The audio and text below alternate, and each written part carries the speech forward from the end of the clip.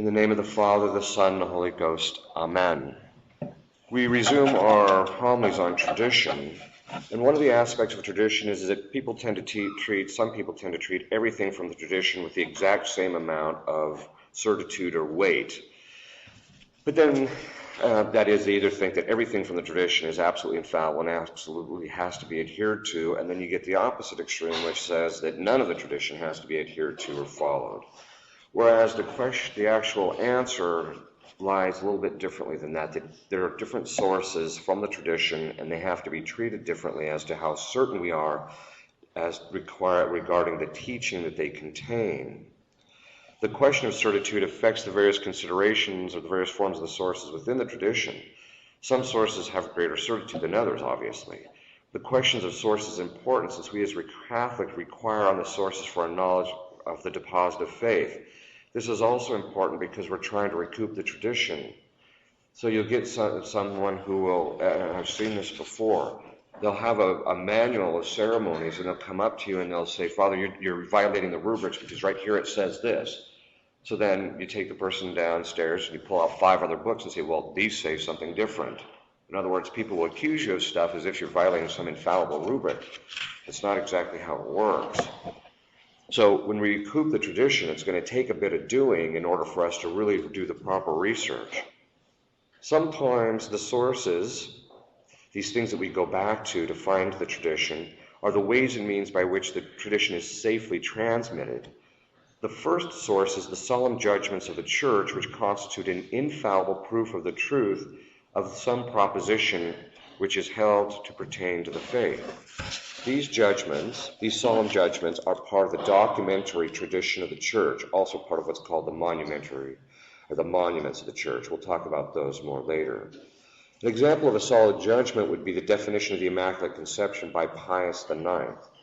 If a Catholic wanted to know what the Church taught on the Immaculate Conception, he could go to the document Infallibility Deus of Pius IX and just read the formal definition.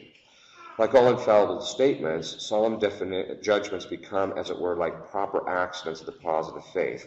In other words, the deposit of faith constitutes the essence of the tradition of what's passed on. But along with that are those things that surround it and tell us how that deposit of faith is to be understood. And those solid judgments are infallible and can never be changed.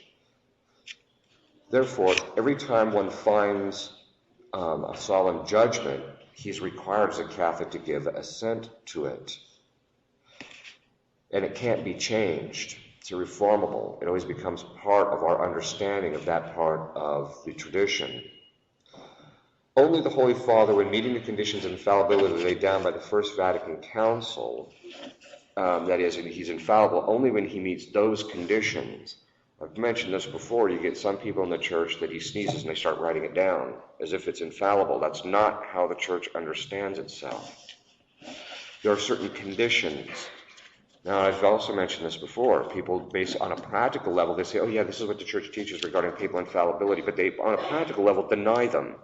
They always treat everything he teaches as infallible. Or the converse, which is the sedevacantists, who, if he teaches something erroneously aside from what's infallible, then they somehow think, oh, then he's not the Pope, or this, that, or the other thing. No, this is exactly what the First Vatican Council is saying is not the case.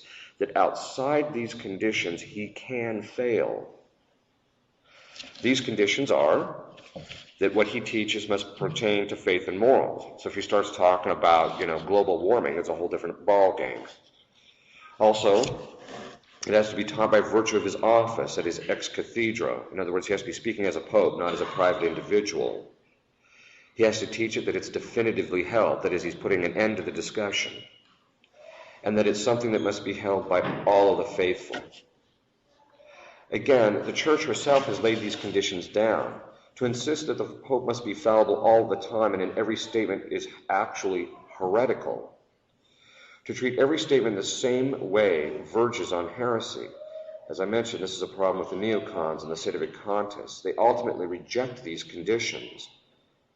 The bishops, when in an ecumenical council, likewise solemnly define or judge some matter of the faith, are also infallible.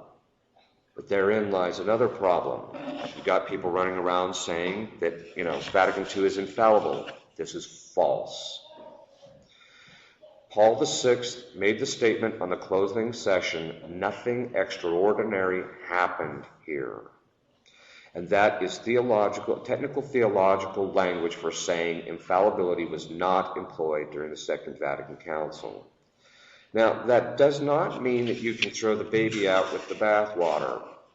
There are certain, because some people will just say, oh, well, all of Vatican II is heretical, or, we just have to throw out all the documents. Well, excuse me, but there's certain things in Vatican II which are, in fact, infallible, not by what Vatican II said, but by virtue of the fact that it incorporates teachings from the past. It's theologically dangerous to go around and reject documents wholesale. It has to be taken on a line-by-line basis in context in order to give a proper judgment of these statements. We also know that the ordinary magisterial teaching, when it is taught by all of the bishops throughout the world, also constitutes an infallible source of what the Church teaches. This form of infallibility was implied when John Paul II, in the document Ordinatio Sacerdotalis, made the statement that women cannot be ordained to the priesthood. In other words, he didn't use his extraordinary powers, that is, his infallibility as Pope. Rather, the document lays out the fact that this has always been taught everywhere and by all that women cannot be ordained. And so that meant he was basically laying out that on a certain level he didn't have to use his infallibility, although it would have been nice if he would have. He didn't have to because it was already infallible by virtue of ordinary magisterial teaching. Now, not all of ordinary magisterial teachings are infallible, only those which are taught by all of the bishops throughout the world. And in fact, later it was asked to the then Cardinal Ratzinger and the Congregation for the Doctrine of the Faith if it was in fact the Pope's intention to lay out this ordinary magisterial fallibility in that document, and he said yes. Outside these contexts, we do not have the same degree of certitude when the bishops and the popes speak. In other words, this has to keep us sober about how and what the Church is teaching. Yet infallibility regarding the same matter pertaining to the deposit of faith is not restricted to the popes and bishops alone. In other words, they're not the only ways in which something can be infallible. This is something that a lot of people don't seem to understand. Infallibility is also enjoyed in several other agencies, clearly recognized by the teaching of authority of the Church. In other words, the popes themselves, the Church itself has drawn attention to these sources are infallible. And those are the Sensus Fidelium, we'll talk about what that means here in a minute, the Fathers of the Church, and the theologians. The Sensus Fidelium is infallible when there is, that Sensus Fidelium means the sense of the faithful. That is, the people who have Catholic faith, those people they can constitute a source of infallibility when there is a distinct, universal, and constant profession of a doctrine by the whole body of the simple faithful. The Sensus Fidelium involves a relatively independent and immediate testimony of the Holy Ghost. Although the echo of the authentic teaching of the magisterium, the universal belief of the faithful is of a great weight in times when its unity and distinctness are more apparent than the teaching of the magisterium. So essentially what this means is that the Holy Ghost would not allow the entire faithful of the Church to constantly hold to some point of doctrine when it is heretical. That's basically what that means. The appeal to the Sensus Fidelium was done by the Council of Trent when it used its decree on the Holy Eucharist. Therefore, if we find that every Catholic faithful person held to some doctrine, then we would know it was true.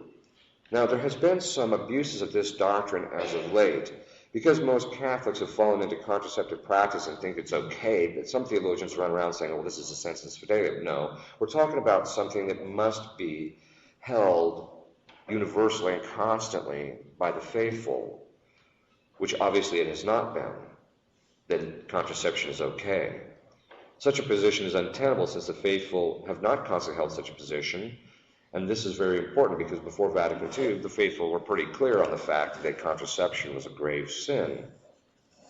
The next infallible source that we can go to are what are called the patristics, or the Fathers of the Church. The Church states that when the Fathers of the Church consent on certain doctrines which evidently belong to the common faith of the Church, and all the faithful believe them, then the constant consent of the Fathers shows the divine tradition of these doctrines. It is the same consent of the universal Church. Consequently, the common consent of the Fathers is infallible because the Church itself is infallible. That's what it says in Tuis Libenter, if I'm not mistaken. The importance of the Fathers and their infallibility has been used and is a constant theme in various documents of the Church, as we see in the Council of Orange, the Council of Trent, Pius IX's Gravissimas Inter, among others.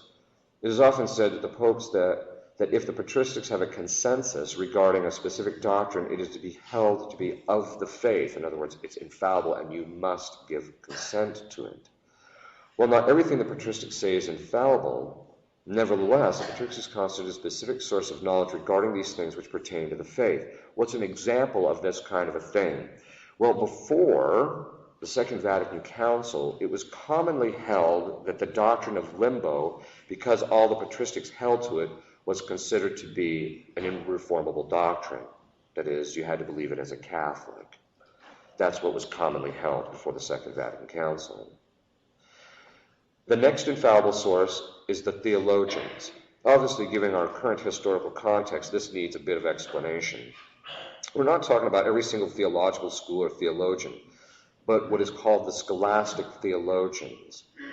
During the medieval period, there was various theological schools, for example, the Dominican, the Franciscan, etc. If there was a consensus of the various theologians in these schools regarding a particular point of dogma, that teaching was held to be of the faith. When the term theologians is used, it should not be confused with the generic, that is, lowercase theologians, such as we have today. Here we're talking about a specific group of men, namely those theologians of the various scholastic schools from the 12th century until the middle of the 18th century, roughly from the years of 1100 to 1750. Pius IX in Tuis Libenter says that we are to hold those teachings as pertaining to the faith, not only the decrees of the councils, but the universal and constant consensus of the Catholic theologians. Here we see two criteria for the infallibility of things held by them.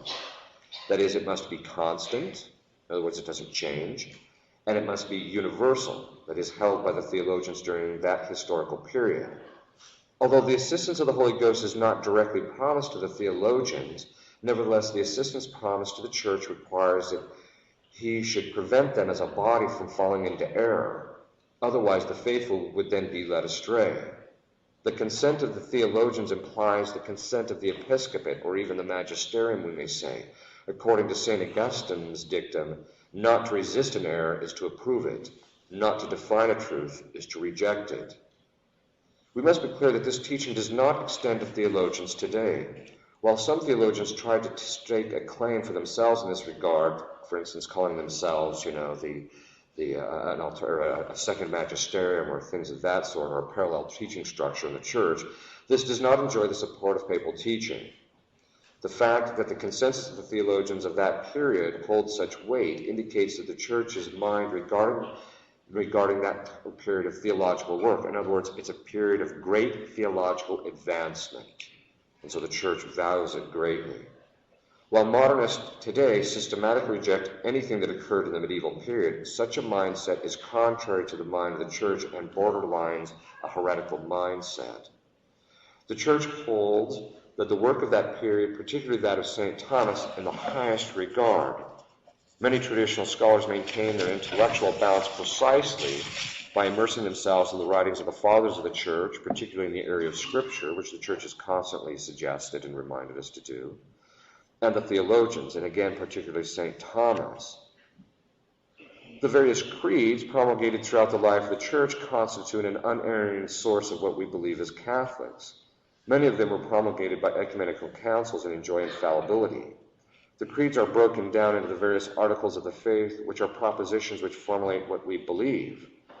These are important for us as Catholics because they are a constant reference point and principle of judgment regarding what we hear and see in the Church. I make this observation very often when people start talking about various churches. No, the Creed says, which is infallible, there is one Holy Catholic and Apostolic Church. Perhaps one of the best sources for Catholics regarding what pertains to traditional teaching of the Church is found in catechisms, particularly the Catechism of the Council of Trent, sometimes called the Roman Catechism. This catechism constitutes a norm for all subsequent catechisms, even the Catechism of the Catholic Church, which was put out in the 1990s. The Roman Catechism is important since it is the first major catechism promulgated by the magisterium. While there were lesser catechisms, lesser meaning in size, not necessarily importance in the Church, such as the Didache, the Roman Catechism is an ordinary magisterial document which lays down all the essentials of the faith. Since the essentials of the faith do not change, subsequent catechisms must always be understood in light of the Roman Catechism regarding the essentials of the faith. Because the Roman Catechism, sometimes called again the Catechism of the Council of Trent, contains and explicates the essentials of the faith, some have wondered why it was necessary to promulgate a new catechism in recent years. Like subsequent popes, perhaps to give psychological assurance that the faith had not changed, it may have been better to simply promulgate an addendum to the Roman Catechism containing definitions of the popes and the Church's teaching on modern moral issues, which have occurred since the promulgation of the Roman Catechism. However, to promulgate a separate catechism when the Roman Catechism was sufficiently clear and to reformulate or represent the various doctrines in a manner not consistent with Roman Catechism implies a change in faith. This is one of the reasons, for example, why the Church shouldn't go around changing these things consistently, because it gives people, if you keep turning out a different catechism every, couple of generations, people start wondering, well, what really should change? Another catechism that is not well known but is clear in its presentation of the faith is the Catechism of Pope St. Pius X, the one that he published. So these are some of the sources. If you want to know what the tradition is, that's where you go. That's where you start. You look at the catechisms. You look at the documents of the Church. You look at the teachings of the theologians, and that is those from the period of 1100 to 1750. You look at the fathers of the Church. That's where we have to start the process of recouping the tradition. These things are still available. Sometimes you get people running around like Chicken Little, tradition's lost, tradition's lost. No, it's not. It's still there. We just have to have the devotion and the desire to go back, to spend the time and the energy to recoup those things because they are good. In the name of the Father, the Son, and the Holy Ghost, amen.